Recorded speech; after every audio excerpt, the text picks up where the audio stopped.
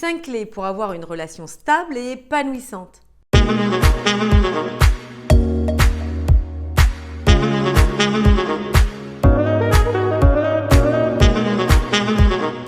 Bonjour mesdames, j'espère que vous allez bien, que vous avez la forme et que vous avez toujours envie de réussir votre vie, de faire en sorte de prendre cette belle part du gâteau, de vous différencier des autres femmes, mais à bon escient, toujours dans la bienveillance, qui fait que vous aurez cette longueur d'avance, ce pas en plus dont j'aime tant parler.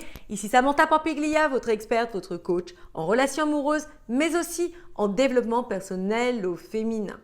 Mesdames, avant de commencer, êtes-vous abonné à ma chaîne?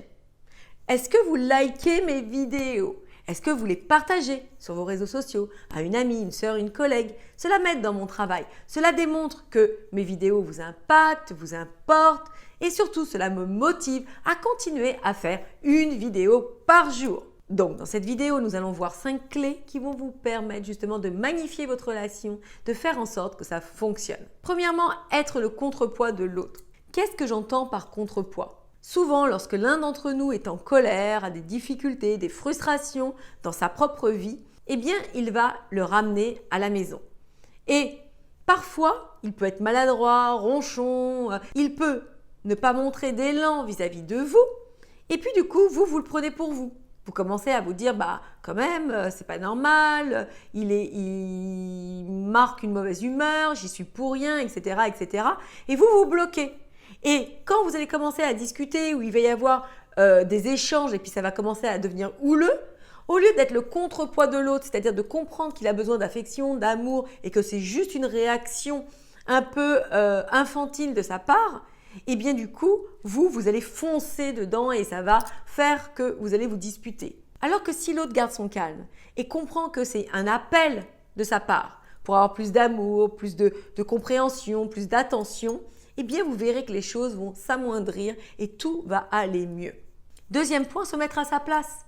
Trop souvent, on va comme ça avoir nos idées qui continuent à mouliner dans notre tête en nous disant « il fait pas ci, il fait pas ça, je n'ai pas ci, je n'ai pas ça, il ne me comprend pas, etc. etc. » Mais est-ce que vous vous mettez à la place de l'autre? Est-ce que vous le comprenez?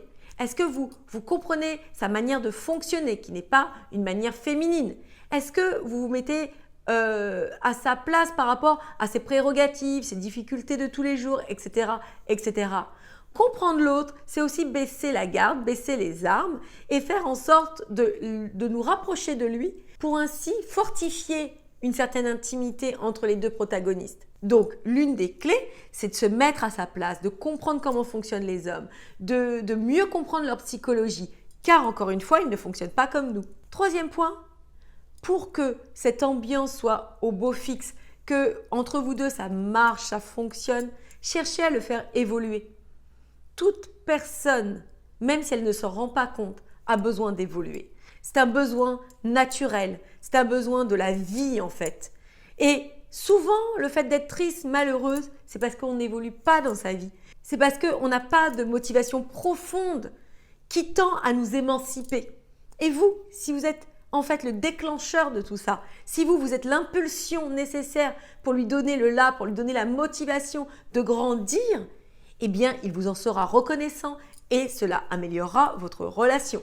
Quatrième point, efforcez-vous d'avoir toujours une vision commune. Il y a trop souvent des couples qui se perdent car ils n'évoluent pas ensemble. Ils se sont rencontrés à un certain stade et puis chacun a pris un chemin différent, chacun a eu des préoccupations différentes, chacun a eu des centres d'intérêt différents et au fil du temps, ils se sont éloignés. Donc, essayez de maintenir cette vision commune. Et cinquième point, essayez que ce soit fluide, facile. Trop souvent, nous sommes accrochés comme ça en laissant parler notre ego à la moindre anicroche, à la moindre tension. On va en fait faire en sorte de se positionner, de faire remarquer à l'autre que ça ne va pas, de lui montrer ses faiblesses, de lui montrer qu'il n'a pas bien réussi, etc., etc. Non, mesdames, parlez quand il le faut, mais pour des broutilles, des futilités, ne relevez pas.